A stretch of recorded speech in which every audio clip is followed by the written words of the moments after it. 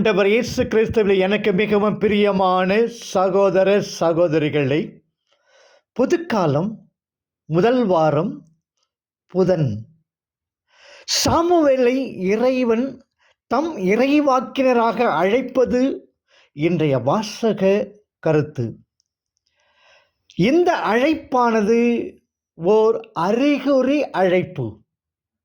நம் ஒவ்வொருவர் அழைப்பும் இது போன்றே அமைந்தால் ஆச்சரியப்படுவதற்கு ஒன்றுமே இல்லை. சாமுவேல் கண்டது வெறும் கனவு மட்டுமன்று, வெளிக்காட்சியுமன்று, மாறாக இறைவன் தம்மையே வெளிப்படுத்தி சாமுவேலை தம் இறைவாக்கினராக்கும் ஒரு நிகழ்ச்சி. ஆண்டவர் அழைக்கிறார். நீங்கள் என்னை தேர்ந்து கொள்ளவில்லை, நான் தான் உங்களை தேர்ந்து கொண்டேன். யோவான் 15:16 என்பது ஒவ்வொருவர் அழைப்புக்கும், குருக்கள், கன்னியர், துறவியர், இல்லறத்தாருக்கும் பொருந்தும். எனவே இறைவன் தான் நம் ஒவ்வொருவர் அழைப்புக்கும், அனைத்து அழைப்புக்கும் ஆதி காரணர். அடுத்து நம் ஒவ்வொருவரையும் இறைவன் நம் பெயர் சொல்லி அழைக்கிறார். Samuel, Samuel. தாயின் வயிற்றில் இருந்தபோது நம்மை தேர்ந்தெடுத்து அழைத்துள்ளார். எரேமியா 1:15, எசாயா 49:1, கலாத்தியர் 1:15. மேலும் தொடர்ந்து திரும்ப திரும்ப அழைக்கிறார். அழைப்பின் தொடக்கத்தில் மட்டுமன்று, நாம் தேர்ந்தெடுத்துள்ள நிலையிலும் இவ்வழைப்பு தொடர்கிறது. மேலும் மேலும் அழைப்பு வாழ்வில் நாம் வளரவும் பிரமாணிக்கமாக இருக்கவும் இந்த அழைப்பு நம்மிடம் ஒலித்து கொண்டே இருக்கிறது. இறைவனின் இத்தகைய அளவு கடந்த அன்புக்கு நாம் காட்டும் பதில் அன்பு என்ன? சாமுவேல் செவிமடுத்தார். சாமுவேல் இறைவனுடைய ஆலயத்தில் பணி செய்து கொண்டிருக்கும் போது அவருக்கு அழைப்பு வருகிறது. 1 சாமுவேல் 3:1-3. ஆண்டவரின் காட்சியோ அவரது திருவாக்கோ மிகவும் அரிதாய் இருந்த காலத்திலே சாமுவேலுக்கு இறைவன் தோன்றி அழைப்பு விடுத்தாரெனின், இது சாமுவேலின் இறைப்பற்றிற்கு இறைவன் அளித்த கொடையாகும். ஆம், இறைப்பணியிலே ஈடுபாடு கொண்டு நாம் வாழும்போது நமக்கு இறைவன் சிறப்பு அழைப்பு விடுக்கிறார் என்பதை உணர்தல் வேண்டும். ஆபிரகாமை இறைவன் அழைத்தபோது அடியேன் தயார், தொடக்க நூல் 22:1 என்றார் ஆபிரகாம். மோசையை அவர் அழைத்தபோது இதோ இருக்கிறேன், விடுதலை பயணம் 3:4 என்றார் மோசே. இறைவன் அன்னை மரியாமை அழைத்தபோது நான் ஆண்டவரின் அடிமை, லூக்கா 1:36 என்றாள் மரியாள். சாமுவேலும் தம்மை அழைத்த இறைவனுக்கு இதோ இருக்கிறேன் என்று மும்முறை பதிலளிக்கிறார். இது அவருடைய முழுமையான தயார் நிலையை சுட்டுகிறது. இது மட்டுமன்று, ஆண்டவரை பேசும் அடியான் கேட்கிறான் 1 சாமுவேல் 3:10 என்று அவரது சொற்களிலே அவரது நிபந்தனையற்ற கீழ்ப்படிதலும் வெளிப்படுகிறது. இச்சொற்கள் நமது உதடுகளிலே, உள்ளங்களிலே பொருளுடன் ஒலிக்கக்கூடுமா? அத்தகைய ஒரு வாழ்க்கையை நாம் வாழ்கிறோமா? ஆண்டவரின் பேச்சை அவருடைய மக்கள், ஏழை, எளியோர், ஒதுக்கப்பட்டோர், நசுக்கப்பட்டோர் அழுகுரலிலே கேட்கிறோமா? மக்கள் விருப்பம், மகேசன் விருப்பம் என்றால் துயருவோ துன்ப குமுறல் எல்லாம் இறைவன் நமக்கு விடுக்கும் சவால் இல்லையா? நாம் இருக்க பயமேன் என்று நாமும் துன்புறுவோரிடம் கூற வேண்டாமா? இறைவாக்கினர் உருவாகிறார். இறைவாக்கினராய் இருப்பது ஒரு உரிமையை மட்டுமன்று, கடமையையும் தன்னுள் கொண்டது. கடவுளுக்கு சான்று பகர்வதே இறைவாக்கினர் கடமை. சாமுவேல் இறைவனின் பிரமாணிக்கமான இறைவாக்கினராக இருந்தார். 1 சாமுவேல் 3:20. ஆண்டவர் அவருடன் இருந்தார். சாமுவேலும் ஆண்டவரிலே வளர்ந்தார். 1 சாமுவேல் 3:15. ஆண்டவர் நம்மோடு இருக்க வேண்டும். நாம் அவரிலே வளர வேண்டும். அவர் நம்மோடு இருக்கிறார். ஆனால் நாம் அவரிலே வளர்கின்றோமா? இனி வாழ்பவன் நான் அல்ல, கிறிஸ்துவே என்னில் வாழ்கிறார். கலாத்தியர் 2:20 என்ற முறையிலே நம் வாழ்வு அமைந்து இருக்கிறதா? ஆண்டவர் யோசேப்புடன் இருந்தார்.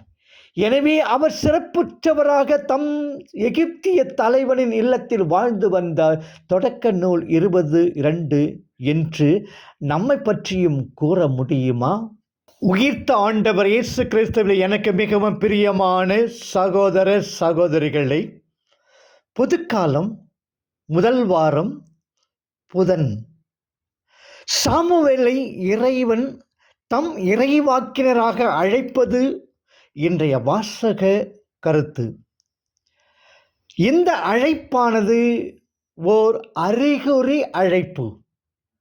நம் ஒவ்வொருவர் அழைப்பும் இது போன்றே அமைந்தால் ஆச்சரியப்படுவதற்கு ஒன்றுமே இல்லை. சாமுவேல் கண்டது வெறும் கனவு மட்டுமன்று, வெளிக்காட்சியுமன்று, மாறாக இறைவன் தம்மையே வெளிப்படுத்தி சாமுவேலை தம் இறைவாக்கினராக்கும் ஒரு நிகழ்ச்சி. ஆண்டவர் அழைக்கிறார். நீங்கள் என்னை தேர்ந்து கொள்ளவில்லை, நான் தான் உங்களை தேர்ந்து கொண்டேன். யோவான் 15:16 என்பது ஒவ்வொருவர் அழைப்புக்கும் குருக்கள், கன்னியர், துறவியர், இல்லறத்தாருக்கும் பொருந்தும். எனவே இறைவன் தான் நம் ஒவ்வொருவர் அழைப்புக்கும், அனைத்து அழைப்புக்கும் ஆதி காரணர். அடுத்து நம் ஒவ்வொருவரையும் இறைவன் நம் பெயர் சொல்லி அழைக்கிறார். Samuel, Samuel. தாயின் வயிற்றில் இருந்தபோதே நம்மை தேர்ந்தெடுத்து அழைத்துள்ளார். எரேமியா 1:15, எசாயா 49:1, கலாத்தியர் 1:15. மேலும் தொடர்ந்து திரும்ப திரும்ப அழைக்கிறார்.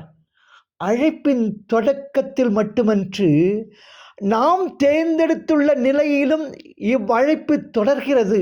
மேலும் மேலும் அழைப்பு வாழ்வில் நாம் வளரவும் பிரமாணிக்கமாக இருக்கவும் இந்த அழைப்பு நம்மிடம் ஒலித்து கொண்டே இருக்கிறது. இறைவனின் இத்தகைய அளவு கடந்த அன்புக்கு நாம் காட்டும் பதில் அன்பு என்ன? சாமுவேல் செவிமடுத்தார். சாமுவேல் இறைவனுடைய ஆலயத்தில் பணி செய்து கொண்டிருக்கும் போது அவருக்கு அழைப்பு வருகிறது. 1 சாமுவேல் 3:1-3.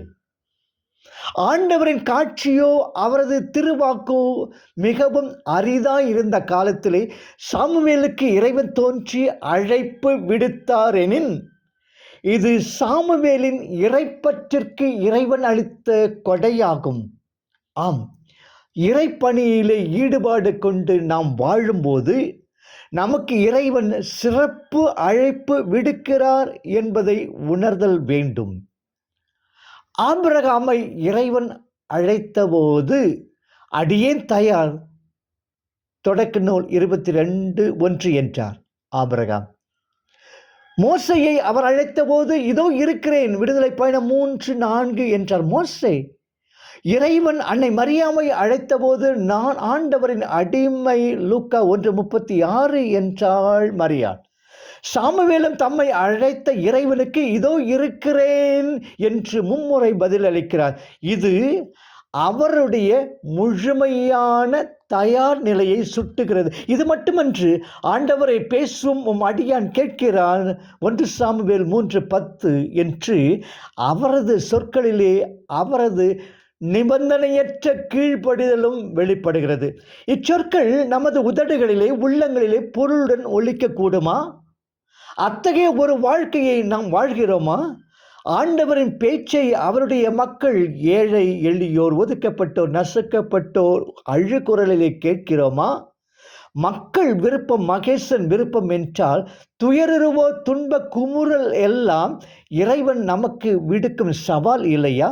நாம் இருக்க பயமேன் என்று நாமும் துன்புறுவோரிடம் கூற வேண்டாமா? இறைவாக்கினர் உருவாகிறார். இறைவாக்கினராய் இருப்பது ஒரு உரிமையை மட்டுமன்று கடமையையும் தன்னுள் கொண்டது. கடவுளுக்கு சான்று பகர்வதே இறைவாக்கினர் கடமை. சாமுவேல் இறைவனின் பிரமாணிக்கமான இறைவாக்கினராக இருந்தார். 1 சாமுவேல் 3:20. ஆண்டவர் அவருடன் இருந்தார். சாமுவேலும் ஆண்டவரிலே வளர்ந்தார். 1 சாமுவேல் 3:15. ஆண்டவர் நம்மோடு இருக்க வேண்டும். நாம் அவரிலே வளர வேண்டும். அவர் நம்மோடு இருக்கிறார். ஆனால் நாம் அவரிலே வளர்கின்றோமா? இனி வாழ்பவன் நான் அல்ல, கிறிஸ்துவே என்னில் வாழ்கிறார். கலாத்தியர் 2:20 என்ற முறையிலே நம் வாழ்வு அமைந்து இருக்கிறதா? ஆண்டவர் யோசேப்புடன் இருந்தார். எனவே அவர் சிறப்புற்றவராக தம் எகிப்திய தலைவனின் இல்லத்தில் வாழ்ந்து வந்தார்.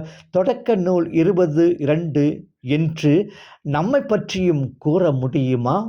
நற்செய்தி மார்க்கு 1:29 முதல் 39 வரை.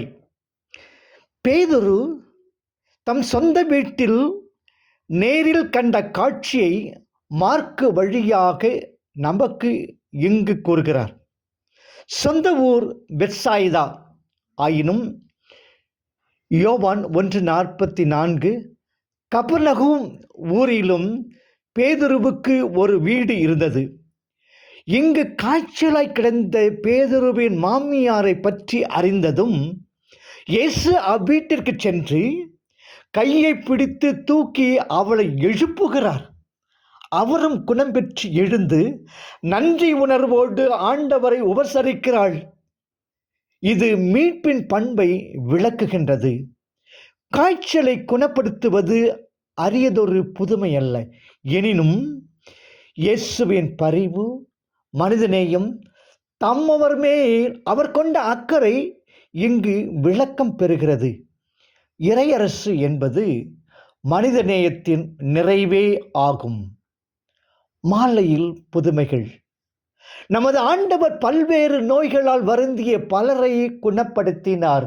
சாத்தானை விரட்டுவது, நோய்களை குணப்படுத்துவது ஆகிய அனைத்தும் அவர் தீய சக்திகள் மேல் கொண்ட வெற்றியின் அறிகுறியாகும். ஜெபக்குடத்தில் ஒரு பேயை ஓட்டினார். வீட்டில் நோயை குணமாக்கினார். இங்கு நோயாளிகள் அனைவருக்கும் குணமளித்தார். பட்டியல் தருகின்றது நற்செய்தி ஏடுகள். இயேசுவின் இறையரசு பணி, விடுதலை பணி எல்லா தடைகளிலிருந்தும் விடுவிக்கும் பணி. குறிப்பாக நோய்கள் தீய சக்திகளின் ஆதிக்கமாகவே எண்ணப்பட்டன. எனவே இயேசு நோய்களை குணப்படுத்திய போது எல்லாவித தீய சக்திகளிடமிருந்தும் மக்களை விடுவிக்கிறார் என்பது வெளிப்பாடாகிறது. குணப்படுத்தும் விடுவிக்கும் பணி இறையரசின் அடையாளமாக விளங்குகிறது. எனவே திரு அவையில் பல துறவற சபைகள் மருத்துவ பணியை மேற்கொள்ளுகின்றன. இப்பணி இறையரசுக்கு சான்று பகரும் சின்னமாக விளங்குகிறது. இன்று குறிப்பாக மக்கள் பல திருத்தலங்களை நாடி குணம் தேடுகின்றனர். ஆனால் போதிக்கும் நம் பணி குணப்படுத்தும் பணியோடு இணைந்து இருக்க வேண்டும் என்பதை இயேசு குணமளிக்கும் பணி எடுத்து காட்டுகிறது. இன்று அருங்கொடை இயக்கங்களில் இத்தகைய வல்லமை செயல்படுவதை காண்கிறோம். உடல் வியாதிகளுக்கு முக்கிய காரணம் மனபாரங்கள், மனச்சுமைகள். இந்த மனச்சுமைகளிலிருந்து விடுதலை அளிக்கக்கூடியவர் இயேசு. பெருசுமை சுமந்து சொந்திருப்போரே எல்லாரும் என்னிடம் வாருங்கள், நான் உங்களை இளைப்பாறுதல் தருவேன் என்கிறார் இயேசு. மத்தேயு 11:28. தனியாக சென்று ஜெபித்தார். கபர்நகூம் ஊரில் வெற்றிகரமாக பணியாற்றி இயேசு அடுத்த நாள் அதிகாலையில் ஜெபம் செய்து கொண்டிருக்கும் காட்சியை காண்கிறோம். தனிமையாக தந்தையிடம் தம் பணி பற்றி உரையாடுகிறார். நீண்ட நேரம் ஜெபிக்கிறார். எதை சொன்னாலும் எதை செய்தாலும் இயேசு இறை தந்தையோடு ஒன்றுபட்டிருந்தார் என்பது உறுதி. யோவான் 8:29. ஆயினும் அவரும் ஜெபத்தின் தேவையை உணர்ந்திருந்தார். தந்தையின் ஒளி பெறவும் அவரது திருவுளம் காணவும் அவருடைய ஒப்புதல் பெறவும் ஜெபிக்கின்றார். 1:35, 6:46, 14:35, 39. தனிமையிலும் பிறர் முன்னிலையிலும் இயேசு பன்முறை ஜெபிப்பதை லூக்காவும் வலியுறுத்தியுள்ளார். லூக்கா 3:21, 5:15. ஜெபத்தில் உறுதியும் திடனும் பெற்ற இயேசு பற்பல இடங்களுக்கு தம் சீடர்களுடன் புறப்பட்டு போகிறார். இயேசு என் ஜெபத்திற்கு ஓர் எடுத்துக்காட்டாக இருக்கிறாரா? இருக்க இத்திருப்பலியில் வரம் வேண்டுவோம். ஆண்டவர் இயேசு நம்மை என்றென்றும் ஆசீர்வதிப்பாராக. ஆமேன்.